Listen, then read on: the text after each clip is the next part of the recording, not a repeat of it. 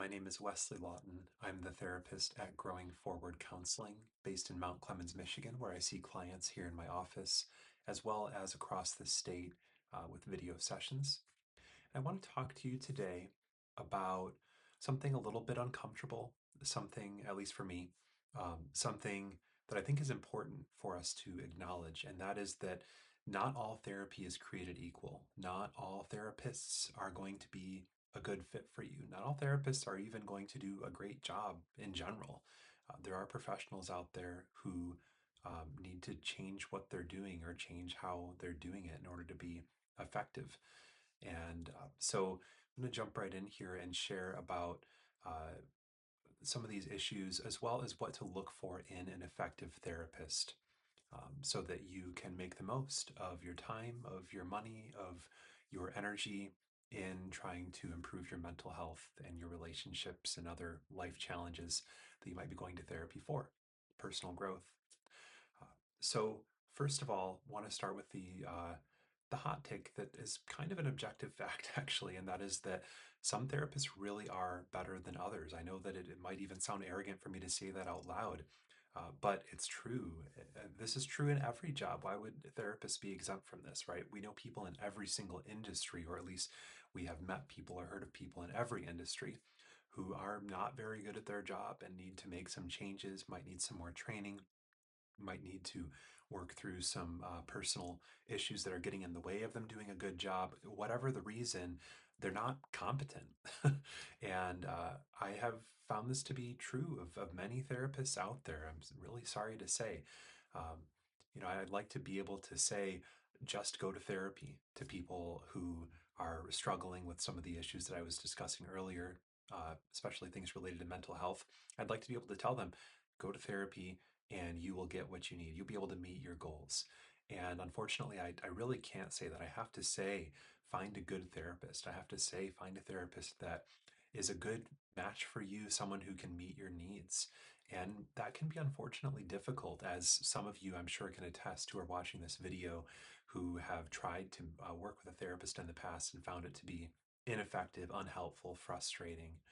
And we would like to think that professionals, especially any type of health professional, are exempt from some of them not being good at what they're doing, some of them being incompetent.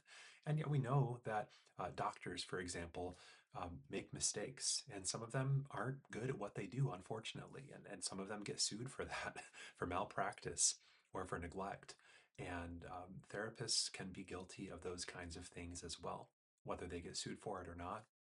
I have heard stories from quite a few of my clients over the years, essentially saying basically horror stories of things that they've been through in therapy. Now, of course, this is I'm only getting one side of the story, and it's from their experience, but I see those as legitimate stories, absolutely, and it's quite disturbing. It's quite shocking to hear um, what some mental health clinicians out there are doing and some of the ways that they're practicing, and so that's important to be honest about up front is that um, now I would like to think that at least the majority of therapists are competent. I would like to think that. I think that's true. I think that over half of therapists are competent, but I wish that that number could be much higher, that I could say that confidently. Somewhere around half, probably more than half, is my estimate based on my exposure to the mental health fields. Okay, and that's honest. And maybe my standards are too high. Again, I know this sounds arrogant to say, but we ought to have high standards, right? I have high standards for my therapist, for my doctor. If I were to see a lawyer, for my person who does my taxes, I have high standards. I need these things to be done well, and I think that we should all have high standards for these fields, including therapists. And so here are some mistakes that I have heard of or that I have encountered with therapists. And um, yeah, the first one is probably one of the most common things that I hear, that people go to therapy and they leave their therapist, they fire their therapist essentially, because it's just not necessarily helpful. It's like it's fine. I feel a little better after the session, but I'm not any different. My life isn't any different. We don't really make any progress towards my goals. And it's just kind of just show up and talk and then leave and then do the same thing a week later. Is that all there is to it? That shouldn't be all there is to it. Um, Now, I will say that once in a while there will be sessions, especially depending on the therapist's style and approach, that might feel like you just talk and you leave. And sometimes you might not even notice significant progress every single session. So I'm not saying that you need to expect your whole life to be turned around with one session, okay? But if you are going week after week or session after session and feeling like you're not actually doing any work on the things that you want to do work on, that you're really just kind of talking and your therapist is sort of nodding along and then you leave and that's it, session after session after session, that's a problem, okay? Don't keep going to that therapist unless you talk to them and they make a change. And I'll share about addressing these things with your therapist in a little while here. Now, first, I should say, let me add that reflection can be powerful. You know, if your therapist is just kind of saying back to you the thing that you're saying, or maybe they're just kind of paraphrasing it a little bit, or maybe you say a whole bunch of stuff and they summarize it, that is a particular skill. And that can be done very well. That can be done to great effect. And I try to implement that with my clients quite often. But it can also be done in a way that's lazy. Sometimes therapists will really just say back to you what they heard, and for whatever reason, they think that that's the best way to do therapy. And they just do that without much intention behind it. They just think if they kind of sit with you and do that, then your problems will be solved. And that's not the way that it works. It's at least that's far from an efficient way to to make therapy work effectively.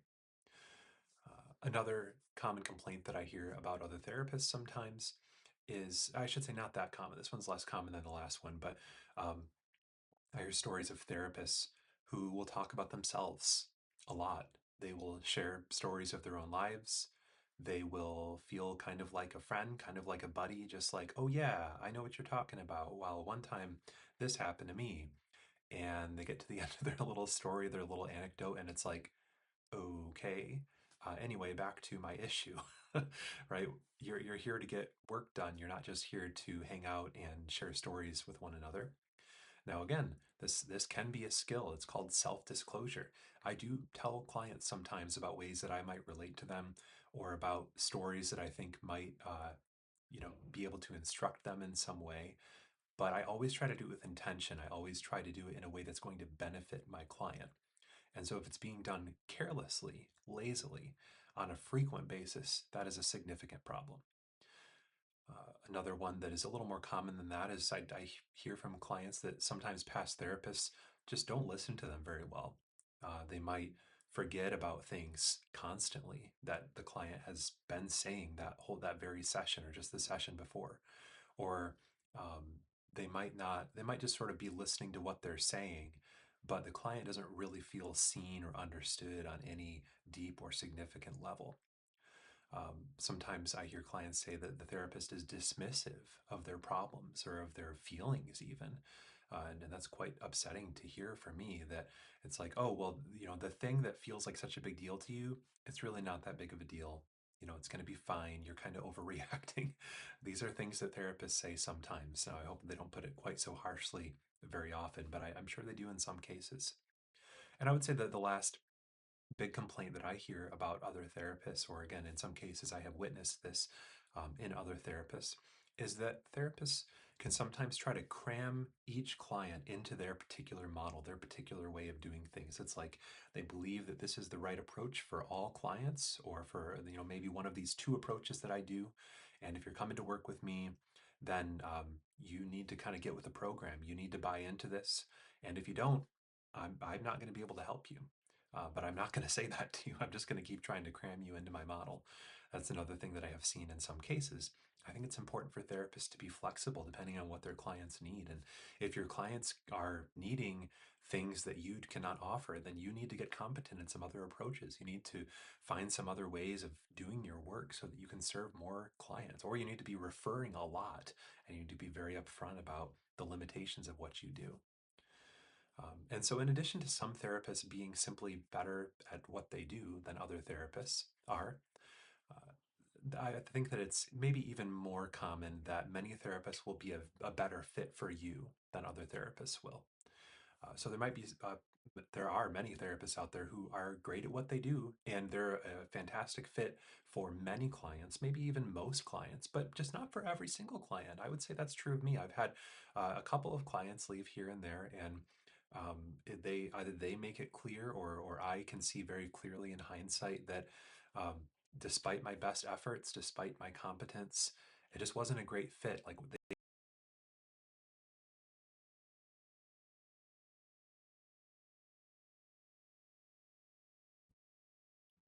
okay, we're still rolling. Sorry about that. Um, so, I'm going to make sure that doesn't happen again. Let's see, what is that called? There's an app that I use called Amphetamine, which is just a delightful name, and that keeps my screen on. Okay, here we are professionals around here. Here we go. So anyway, um, where were we talking about? How some therapists are going to be a better fit for you than others. I was just going to say that I've had a couple of clients leave me here and there, and there's been maybe one or two cases I can think of where I made a mistake. I think really one case, and even that wasn't fully on me. Um, I'm not saying that I'm perfect, but I do think I have a good track record. But there are definitely a couple clients where it's like I was doing my best and I don't necessarily have any regrets about what I did or how I did it, but it just became increasingly clear to me and or to the client that what they were looking for was not something that I was offering. And I thought that I was offering it and they thought that I was not. And so they moved on to a different therapist. And hey, that's fair. I'm not going to be a great fit for everybody. And I will help you find somebody who's a better fit for you if something like that comes up. Um, and so here are some ways that therapists can be better fits for some clients than they will be for others. One is just personality, right? Sometimes you're going to be with somebody who they have a particular kind of personality, they have certain quirks or certain ways of communicating that a lot of people appreciate perhaps, but you don't. And hey, that's fair. Maybe they're not a good fit for you. If it's grating for you to be around them, or if they remind you of somebody from your past who really bothered you in a way that you just can't get over, that's legitimate. That's a thing, right? That's going to mean that you're going to be less likely to be engaged in your sessions. It's going to make it harder. Be something to bring up with your therapist and talk about. Be honest about that. And another thing might be, again, their approaches, right? They might have um, a particular approach that works well for many clients, but not for you, not for what you're looking for. You just can't seem to get with the way of thinking that they are approaching you with.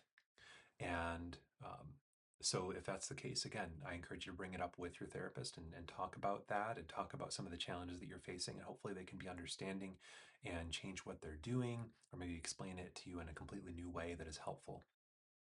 And then another big area where some therapists are going to be better fits than others are, again, this one might sound a little controversial, but it's honestly demographics.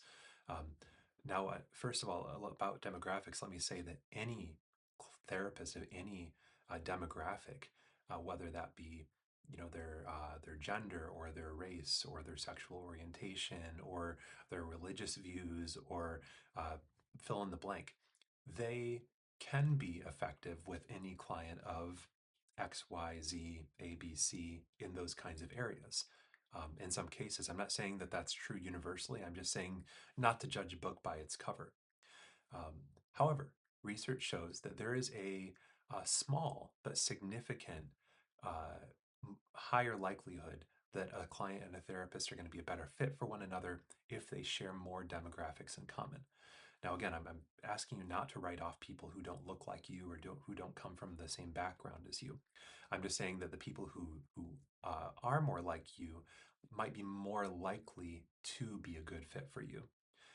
In other cases, you and your therapist might have every demographic in common, age and everything else that I mentioned earlier, and they're not a good fit for you anyway. So this is not a universal truth.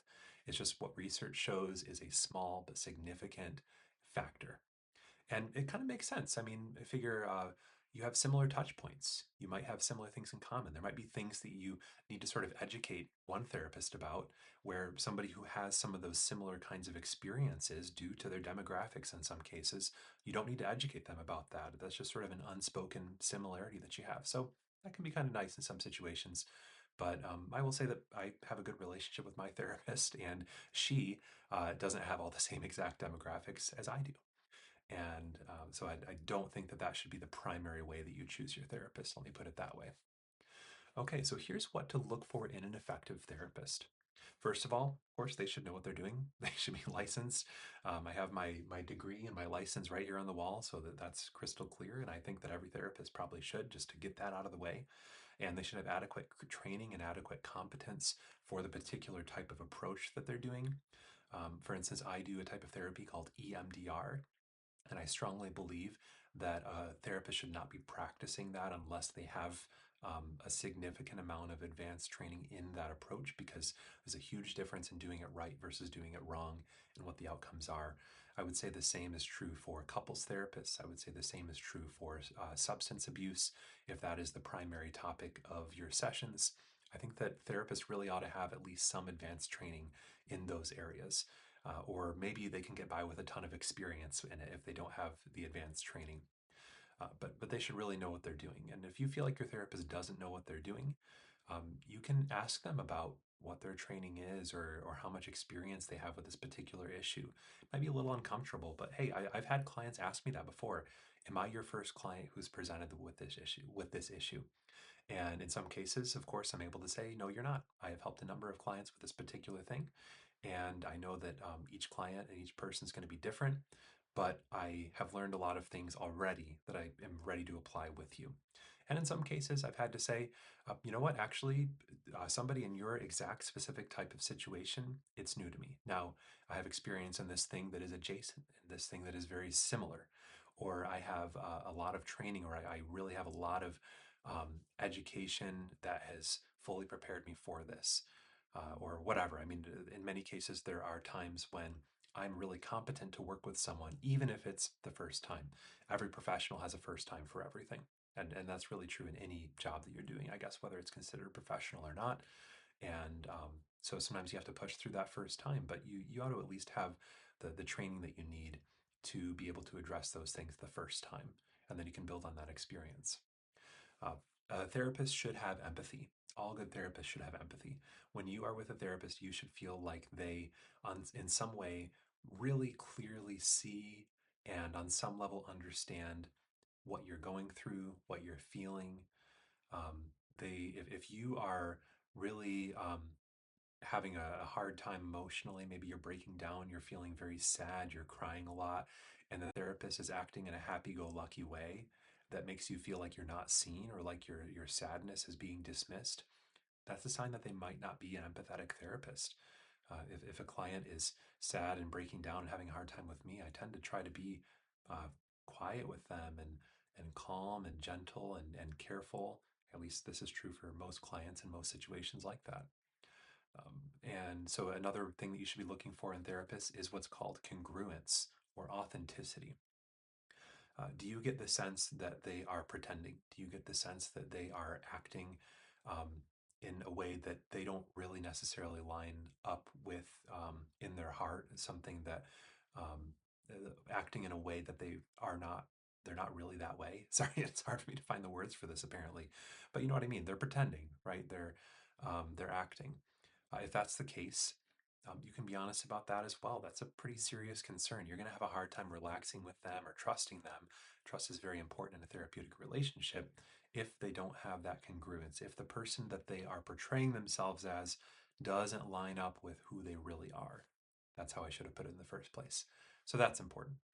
And then I would say the last area that I want to highlight, besides knowing what they're doing, empathy and congruence, is that you should feel like they like you on some level. You should feel like they aren't, they don't hate you and they don't just tolerate you, but that they like you, that they see something in you that they like, or they love on some deep level, non-romantic level, platonic level, but they have that love for you, or um, they see good in you, right? These kinds of things, these are very important. In addition to the other factors I talked about, they're very important for the outcomes, for you meeting your goals, to have all of these things, or at least most of these things most of the time, right? It's not going to be perfect 100% of the time, but if you feel like your therapist doesn't have any of these things, or maybe they just have one of them but not the others, it's a really serious concern and they might not be a great fit for you. Now, I will say, Uh, I want to encourage you not to ghost your therapist if possible. In fact, I would encourage you to challenge your therapist a little bit or bring up your concerns. Understand that your therapist works for you ultimately. And so, of course, be respectful and be at least polite or considerate or whatever. But um, they work for you. And if what they're doing isn't helping you, if you are not getting uh, what you're worth in terms of your investment and your time and your money and your energy, that needs to be addressed and that needs to change. And whether that is a change on their part or a change in maybe maybe they can point out something that you're doing that you're not really aware of that is sabotaging a way that you're sabotaging your own therapy sessions. That happens too sometimes. Got to be honest about that. But either way, bring it up and say, I have a concern. This is something that we need to address here together in order to make this as effective as it can be. And if the therapist is secure in what they're doing, which they should be, and as long as you're doing it with at least some basic respect, I think that they'll appreciate it. And that can actually be a turning point. I have had clients say that you keep saying this as if this is true, but this is actually the way that I see it. And I will often, or I should say, if that comes up, I will definitely take that very seriously and I will try to understand where the client is coming from, and I will apologize in most cases, unless there's some very clear misunderstanding that is whatever. But I'm generally pretty quick to apologize, um, and then that can end up being again a turning point where it's like now we're on the same page, now we're really flowing together. Okay, but again, if they're completely missing all those things, if they don't know what they're doing, if they're pretending all the time and they're not seeing you or understanding you, or they're treating you as if they have a disdain for you, you can consider just ending the relationship. If in some cases there might not be a good reason to bring it up and to try to fix it in some of those rare cases. And the last point I'll make on this is that unfortunately, it's kind of common to need to shop around for therapists. So it's often not the first one that you try. It's often not the second one you try. It's often not the third one that you try. Hopefully, by the fourth one or so, you're finding somebody who's a good fit for you. I have a friend who um, worked through 6 therapists before finding the one who was a good fit for her. And it took place over, I believe she said, almost a year or right around a year. And so that took some energy and some time and some patience. And she had to take a little break between therapists sometimes because she was so frustrated. But she kept at it and she found someone who was a good fit and ended up really kind of turning her life around with their work together. So it is worth it. It can be worth it, but I wish it were less frustrating. Hopefully, some of the guidelines that I've shared with you in this video help you to expedite that process a little bit. And hopefully, you get lucky and find someone who's just the right fit right from the beginning.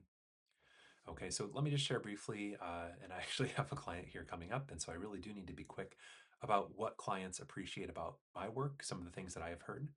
And these are from client testimonies to me, things that they have shared, and just so that you can know whether or not I might be a good fit for you if you're looking for a therapist and if I meet your needs, if you want to meet with me in person in Mount Clemens, or if you're open to telehealth. And so, some of the most positive feedback that I get most frequently is that I really do listen. I really do listen, and not just to the words, but I listen to the emotions. I listen to the implications. I'm listening to the body language, and I'm helping clients to feel seen, often very quickly.